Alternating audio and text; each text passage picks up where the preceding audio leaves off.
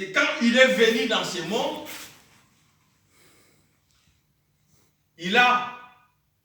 il était rentré dans les synagogues, on lui a remis les livres, les rouleaux du livre, là où il y avait la prophétie, que l'Esprit du Seigneur est sur moi. Il m'a envoyé pour annoncer la bonne nouvelle, guérir ceux qui ont les cœurs brisés, libérer les captifs. Et en lisant cela, et pour publier une année de grâce de l'Éternel, en lisant cela, Jésus-Christ dit, la parole que vous venez d'entendre aujourd'hui s'est accomplie. C'est-à-dire, depuis qu'on avait donné la prophétie, et c'est ce jour-là que la prophétie s'est accomplie.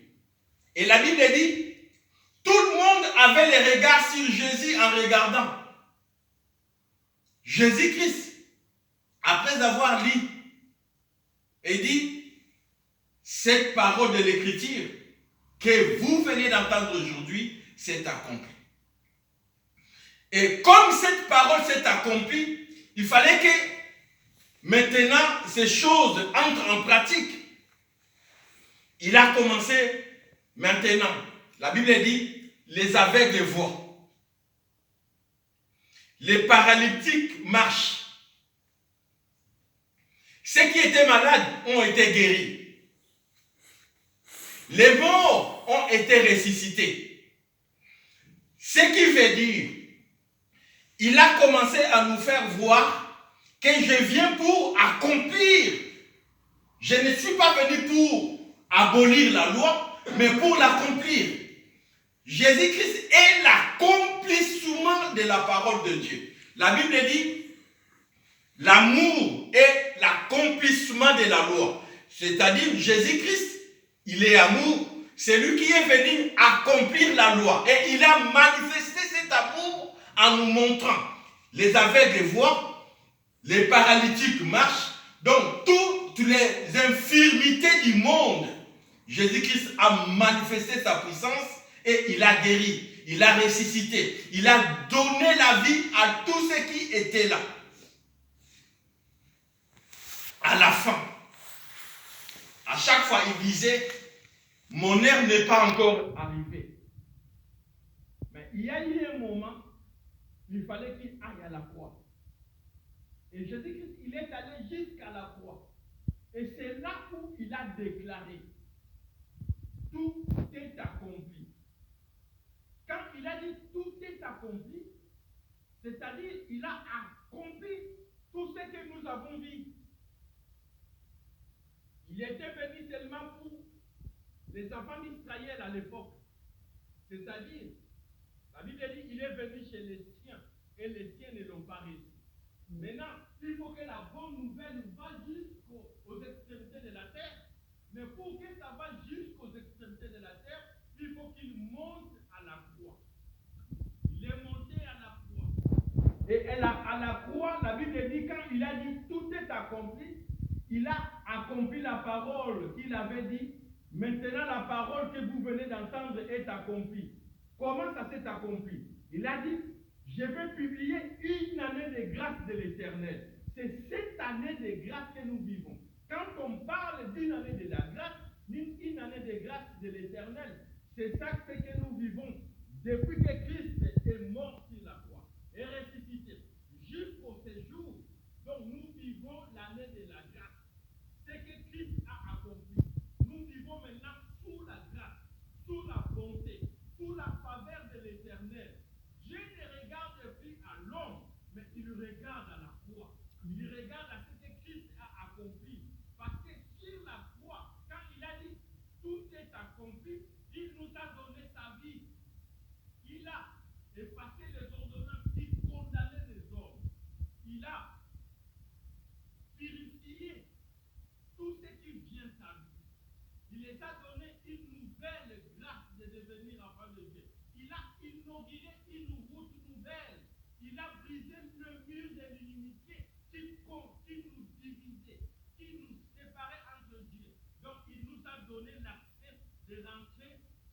devant Dieu. C'est pourquoi il s'appelle le chemin. C'est lui le chemin qui va à Dieu. Il n'y a qu'un seul chemin. Personne d'autre n'est venu pour nous sauver, pour nous donner la vie. C'est pourquoi il a tout accompli. Nous n'avons plus à chercher ailleurs. J'avais dit dernièrement, moi je croyais, si je prends la moche, je serai tranquille. C'est-à-dire, j'aurai un salaire chaque mois. J'aurai les 13e mois. J'aurai l'intéressement et la participation. Mais depuis que j'ai commencé à la voir,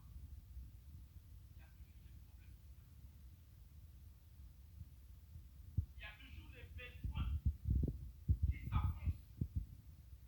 Les salaires, la moche, tout ce que je fais chercher dans ma vie, je ne trouve pas de solution.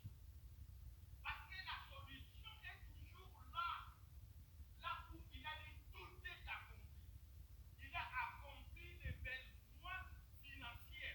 Il a accompli les besoins matériels. Il a accompli les besoins physiques de la guérison. Il a tout accompli pour la résurrection.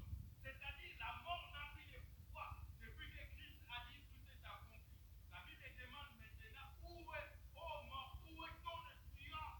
Les bouillons de la mort, c'est les péchés. Au contraire, il a effacé tous les ordonnances qui nous condamnaient, qui divisaient contre nous. Les péchés n'ont plus de pouvoir sur nous. Maintenant, la Bible demande, oh mort, où est ton bouillon? Les bouillons de la mort, les bouillons de la mort, c'est les péchés. Comme le péché a été aboli, comme le péché a été détruit, le pouvoir des péchés a été détruit. Donc maintenant, la mort n'a plus de pouvoir sur nous parce que nous avons ressuscité avec Christ. Nous sommes assis avec lui dans le lieu céleste. Nous vivons ici, mais nous ne sommes plus ici. Christ est devenu notre vie. Ce n'est plus nous qui vivons les Christ qui vit en nous. Nous devons regarder vers Jésus. Dans le désert, les enfants d'Israël regardaient le serpent des reins. Tout ce qu'ils regardaient, les serpents ne pouvaient rien faire. Mais maintenant, nous n'avons plus besoin de regarder le serpent. Nous regardons vers Jésus. Nous tournons les regards vers lui. C'est lui le seul qui nous a donné la grâce de devenir enfants de Dieu. Nous ne sommes plus des enfants illégitimes. Nous sommes enfants. Nous sommes enfants de Dieu. Notre Père est le Dieu céleste. Avant Jésus-Christ, depuis qu'il était dans le monde jusqu'à la croix, il n'a jamais appelé Dieu. Il n'a jamais appelé. Il a toujours appelé Dieu Papa. Mon Père dans le ciel. Je fais tout ce que mon Père me dit. Je fais tout ce que le Père m'a envoyé faire. Mais sur la croix, il a dit mon Dieu. C'est-à-dire, Jésus-Christ, ce jour-là, il a porté l'iniquité de nous tous. Dieu voyait le monde en Jésus. Amen. Jusqu'à présent, Dieu voit le monde en Jésus. Dieu ne nous voit pas. Dieu regarde en Jésus. C'est pourquoi nous ne pouvons pas nous condamner comme si nous étions encore dans le monde. Il est notre victime expiatoire pour notre péché. Il est notre sacrifice. À l'époque, on amenait l'agneau, tu mets la main, tu transmets tes iniquités et c'est lui qui va aller être égorgé à ta place. Et c'est ça ce que Christ a fait. Il a tout accompli. Il a tout accompli. Il n'a rien laissé. Beaucoup de fois, nous ne voyons pas ce que Christ a fait. Nous ne le mettons pas venant en valeur. Il a tout accompli. Par exemple, tu as tout dans ta maison. Tout ce que la personne a besoin pour vivre, tu l'as dans ta maison. Tu n'as pas besoin d'aller au magasin. Parce que tu sais, j'ai tout. Quand on demande... Les tomates, non, j'ai ça. Les poireaux, non, j'ai ça. C'est-à-dire, tu as tout. C'est-à-dire, Christ a tout accompli. Il nous a tout donné. Alléluia. Amen. Il y a un verset qui est justement ça. Ésaïe 41, 10 à 14. C'est pourquoi il dit ceci. Ne crains rien. Ne crains rien. C'est-à-dire, ici, aujourd'hui, ne crains rien. Pourquoi? Parce qu'il a tout accompli. Les démons ne peuvent rien. Les sorciers ne peuvent rien. Aucun pouvoir, il a dit, hein, ne vous séparera de mon amour.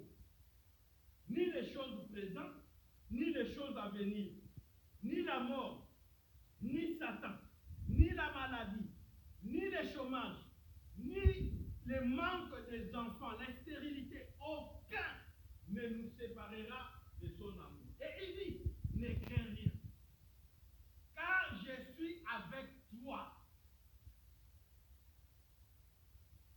Ne promène pas de regards inquiets. Le problème, c'est ça. Le problème, c'est ça. On promène des regards inquiets. C'est-à-dire en regardant autour de nous ce qui se passe. Je dis, est-ce que moi, je vais continuer à vivre? Est-ce que moi, je serai comme eux? Non, nous n'avons pas besoin d'être comme eux. Nous sommes ce que nous sommes. Ce que Dieu m'a fait. Nous, ce que j'ai besoin de ressembler à Jésus-Christ. De recevoir de lui ce qu'il a préparé d'avance pour moi. Ne crains rien. Après, il dit, je suis avec toi, ne promène pas de regards inquiets. Ne promène pas de regards inquiets. C'est-à-dire, je n'ai pas de papier. Je ne sais pas comment vivre. Cette année, je vais finir comme ça. Et l'année prochaine, je serai toujours comme ça. Oh là, j'ai déjà 20 ans. Il fallait que j'ai un fiancé. Il fallait que j'ai mon diplôme. Il fallait que j'ai un bon boulot. Tout ça, ça nous inquiète. Les choses de ce monde. Il dit, ne vous inquiétez de rien, mais en toute chose, faites connaître vos besoins à Dieu par des prières, des supplications, des actions de grâce. Et la paix, et Dieu qui donne la paix, il dit, il nous donnera la paix qui surpasse toute intelligence. C'est-à-dire, quand il a accompli sur la croix, il a accompli des choses qui surpassent toute intelligence. C'est-à-dire, ça surpasse l'intelligence du gouvernement français. Ça surpasse l'intelligence du gouvernement américain. Ça surpasse l'intelligence de tous les gouvernements du ciel, du monde. C'est-à-dire, lui, il est là-bas, au-dessus de toutes choses, au-dessus de toute unité, autorité. Il a tout mis sous ses marchepieds. Et nous sommes là, devant son marchepied. La Bible dit, la terre a le ciel et son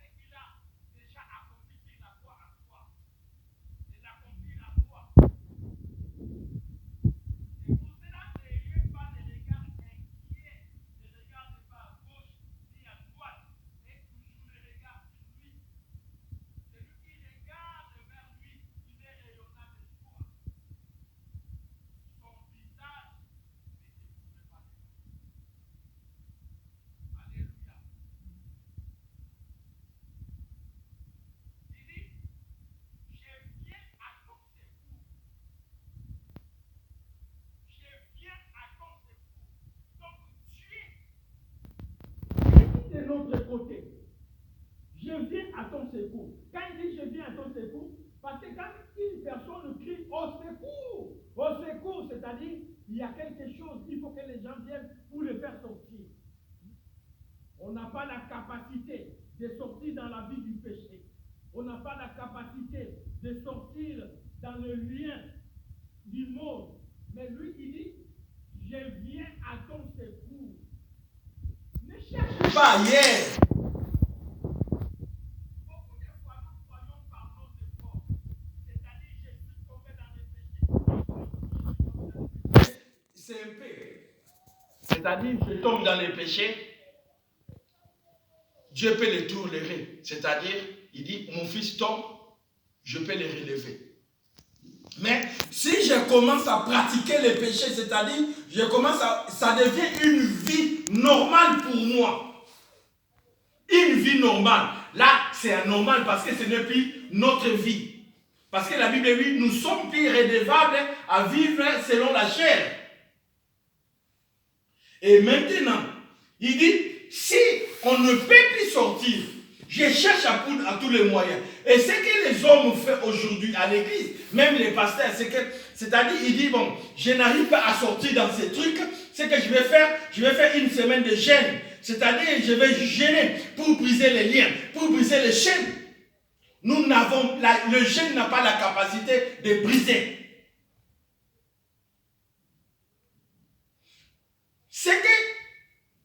Ce qu'il y a là où on peut aller plus loin, c'est regarder vers ce qu'il a accompli. Parce que c'est lui, par sa chair, il a brisé la puissance du péché.